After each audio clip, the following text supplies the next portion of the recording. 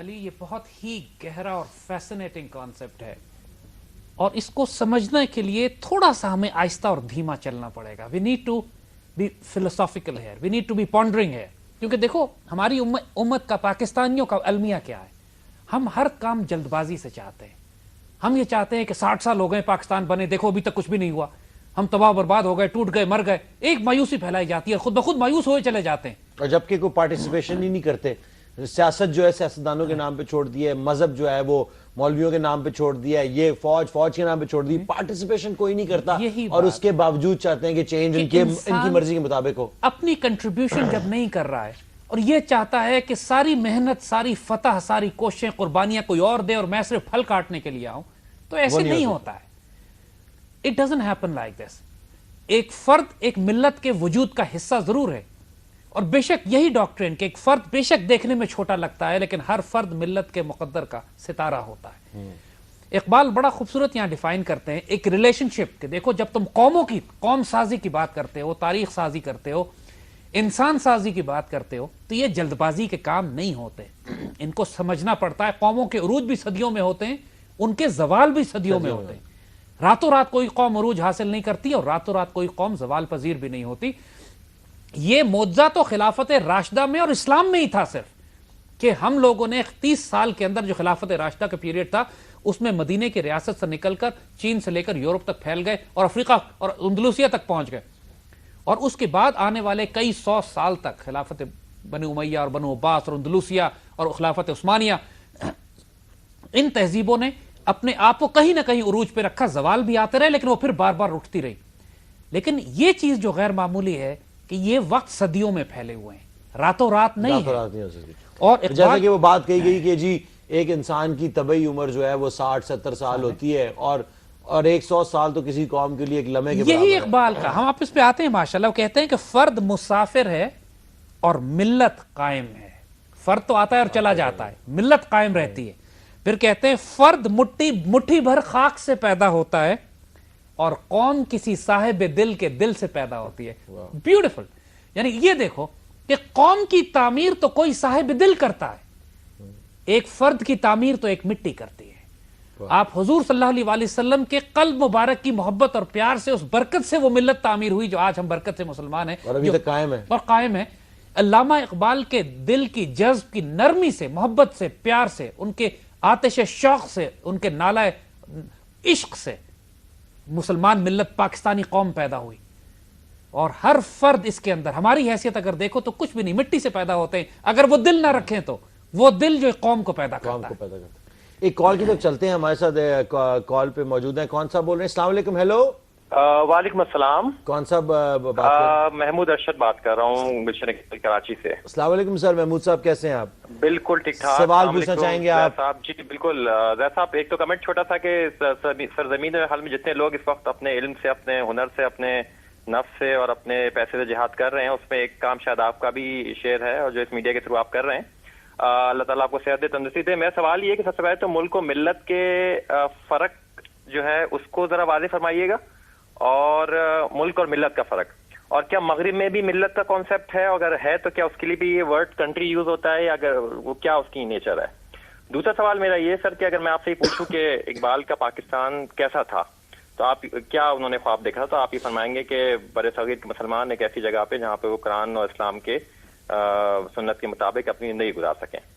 آج کے جب ہم پاکستان میں نظر ڈالتے ہیں اور ہم دیکھتے ہیں کہ اس کا جو نظام ہے، جو حکومت چلانے کے لیے ایک دستور ہے جس کو ہم آئین کہتے ہیں، اور 1973 کا ایک آئین ہمارا بنا جس پہ سب متفق ہوئے، اور ہم نے یہ دیکھا کہ ہمارے قاضی کا خواب یہ تھا کہ ایسا ملک ہو کہ جس کے اندر جو بھی قانون سازی ہو وہ اسلام اور اس کو سامنے رکھ کے اس سے قوانین کو اس کو وائلیٹ نہ کرے. لیکن آج ہم یہ دیکھتے ہیں کہ پہلا ہمارا کانسٹیٹیوشن کا پوائنٹ یہ کہتا ہے کہ جو بھی ملک میں قوانین بنیں گے وہ قرآن و سنت کے مطابق ہوں گے، اور وہی آئین یہ کہتا ہے کہ کسی قتل کی سزا جو ہے، قاتل کی سزا کو صدر مملکت معاف کر سکتا ہے. حالانکہ دین ہمارا یہ کہتا ہے کہ ایسا نہیں ہے، کہ جو بھی قاتل ہے اس کے ورثہ جب تک معاف نہیں کریں گے، مقتول کے ورثہ جب تک یہ ایک چیز معاف نہیں ہوگی. وہی ہم دیکھتے ہیں کہ ہمارا دین کہتا ہے کہ اگر خلیفہ وقت بھی، اگر اس کی ہم نے اگزامپل دیکھی کہ اس کے اوپر کوئی الزام لگا تو اس نے آ کے اپنے آپ کو کٹہرے میں پیش کیا. لیکن آج وہی آئین جو ہے وہ صدر مملکت کو ہر قسم کے سوال و جواب سے بری ذمہ قرار دیتا ہے. تو میں آپ سے چاہوں گا کہ جو تعداد ہے، پھر جو ہمارا نظام حکومت ہے، جس طریقے سے الیکشن ہو رہے ہیں کہ ہر شخص جو ہے جو تعلیم یافتہ ہے یا غیر تعلیم یافتہ ہے، سب اس دوڑ میں شامل ہیں. جو جتنا الٹریٹ طبقہ ہے، جہاں پہ لٹریسی نہیں ہے، تعلیم نہیں پہنچ سکی، وہ بھی ہمارے بھائی ہیں، لیکن وہاں پہ اتنا ہی زیادہ ووٹ کا ٹرن آؤٹ ہے، اور وہیں سے زیادہ تر آپ کی دیکھیں قیادت ابھر کے آ رہی ہے. جبکہ دین یہ کہتا ہے کہ آپ صلی اللہ علیہ وسلم اپنے خطبہ حجۃ الوداع میں فرماتے ہیں کہ جب کبھی بھی حکومت کا معاملہ آئے، حکمران کی الیکشن کا معاملہ آئے، تمام تقوی دار مل کے اپنے سب سے زیادہ تقویات کو سلیکٹ کرنا. تو بس یہ میں چاہوں گا کہ مختصراً یہ فرمائیے کہ جو تضاد ہے، اس کو آج ہمارے پاس قرآن ہے، ہمارے پاس یہ اقبال کی شاعری ہے، اس میں فلسفی ہے، اس کی روشنی میں کیسے اس کو ٹھیک کیا جا سکتا ہے. اور دوسری چیز وہی جو میرا پہلا سوال کہ ملک و ملت کے جو فرق کو واضح فرمائیے گا. بہت شکریہ آپ کا. جی سر، آپ کیسے کون سا سوال پہلے جواب ان کا سوال ملک و ملت تو بہت آسان ہے، مثال سے سمجھا دیتے ہیں.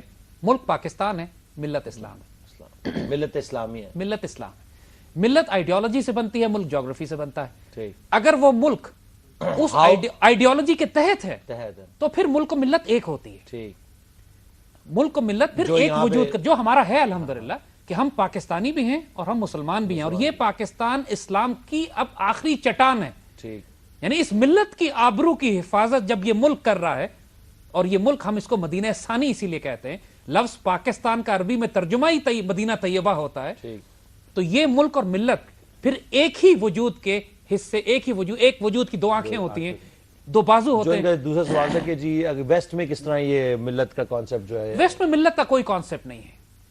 وہ آپس میں اس طرح خوریزی سے لڑتے ہیں. ان کے ہاں جب سے اس چرچ اور سٹیٹ کو سپریٹ کیا انہوں نے، جب سے انہوں نے عیسائیت کی جڑ کاٹ دی، جب سے جو عیسائیت کی محبت کرنے والے بلیف اور آئیڈیالوجی تھی، حضرت عیسیٰ علیہ السلام تو محبت اور پیار لے کر آئے. اور قرآن خود کہتا ہے کہ اہل کتاب میں تم عیسائیوں کو دیکھو گے کہ ان میں بہت سے لوگ ایسے ہیں جو اللہ سے محبت کرنے والے، انسانیت سے پیار کرنے والے ہیں. آج دنیا میں بہت اچھے انسان آپ کو ملتے ہیں جو اچھے عیسائی ہیں، گڈ کرسچنز. لیکن جو پالیٹکس ہے، جو ہم پچھلے پروگرام میں ڈسکس کر چکے ہیں، ان کی پالیٹکس عیسائیت پہ مبنی نہیں ہے، میکیویلی پہ مبنی ہے. ان کی ڈپلومیسی اور پالیٹکس ظلم و ستم اور دھوکہ بازی اور زائنزم پہ مبنی ہے. اس کا کوئی واسطہ مذہب سے نہیں ہے، کوئی واسطہ اللہ کے لائے ہوئے رولز اینڈ ریگولیشنز اور بیسیکلی ایک گروہ ہے، زائنسٹ گروہ ہے، کرسچن زائنسٹ ہوں یا جوئش زائنسٹ ہوں یا ہندو زائنسٹ ہوں، وہ ایک جیسے ہیں، یہ سب ایک جیسے ہیں. اور یہ گروہ کے تحت زائنزم علی ایک پولیٹیکل فلسفی ہے. جب ہم زائنزم کے خلاف بات کرتے ہیں تو ہم ہندوؤں کے خلاف بات نہیں کر رہے، ہم عیسائیوں کے خلاف نہیں کر رہے، ہم یہودیوں کے خلاف نہیں کر رہے، یہ جو زائنسٹ ہیں ان کے خلاف، حتیٰ کہ جو مسلمان ان کے ساتھ ملے ہوئے ہم ان کے خلاف بھی بات کر رہے ہیں. یہ تو پولیٹیکل آئیڈیالوجی ہے. کسی کی فورن پالیسی یا پولیٹیکل آئیڈیالوجی اختلاف کرنے کا مطلب اس قوم یا اس مذہب کے خلاف بات کرنا تو نہیں ہے.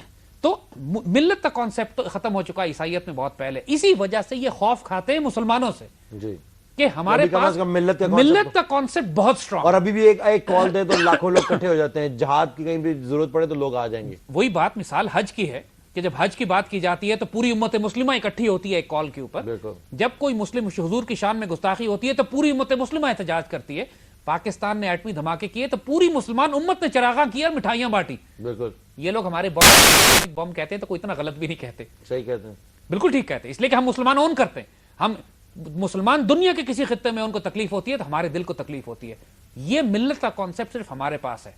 And that is why الحمدللہ we are the proud inheritors of that divine legacy کہ جس کو یہ لوگ ختم کرنا چاہتے ہیں اور اللہ کے فضل سے قائم رکھا ہوا ہے. اور جو ہم بات ملک، ملت اور زمانے کی کر رہے ہیں وہ یہی ہے کہ ایک فرد جب اپنی ملت کے ساتھ قائم ہوتا ہے، اپنے ملت کے ساتھ کنیکٹ کرتا ہے تو وہ زمانے سے ٹائم انڈیپینڈنٹ ہو جاتا ہے. ہم آج علی، میں اور آپ بیٹھ کے، ہر پاکستانی بیٹھ کے فخر سے کہتا ہے کہ جب ہم نے اسپین پہ حکومت کی، جب ہم نے انڈیا پہ حکومت کی، جب ہم سینٹرل ایشیا پہ تھے، جب ہم نے خلافت عثمانیہ قائم کی. یہاں پہ اگر آپ سوچیں اس بات کو تو ہم ایک ایسی ملت کے بارے میں بات کر رہے ہیں کہ جو ظاہری طور پر ہم نے دیکھی بھی نہیں، اور کئی سو سال پہلے کا واقعہ ہے، کئی سو سال پہلے کا واقعہ ہے. لیکن ہم کنیکٹ اس طرح کرتے ہیں جیسے کل کی بات ہے، ہمارے وجود کا حصہ ہے اور ہماری تاریخ ہے. کبھی کوئی جرمن، کوئی یورپین، کوئی فرینچ یہ نہیں کہے گا کہ یا برٹش آر ہسٹری، وہ اس کو کر کے برٹش ہسٹری کرتے ہیں. فرسٹ ورلڈ وار میں ہم نے دیکھا کس طرح انہوں نے آپ کی ایک دوسرے کی کوئی امت کانسیپٹ نہیں ہے. لیکن ایک جگہ پہ وہ اکٹھے ہوتے ہیں جو حضور نے فرمایا الکفر ملت واحدہ، کہ جب اسلام کے خلاف ہوتے ہیں تو سارے وہ یونائٹ ہو کے ایک ملت بن جاتے ہیں.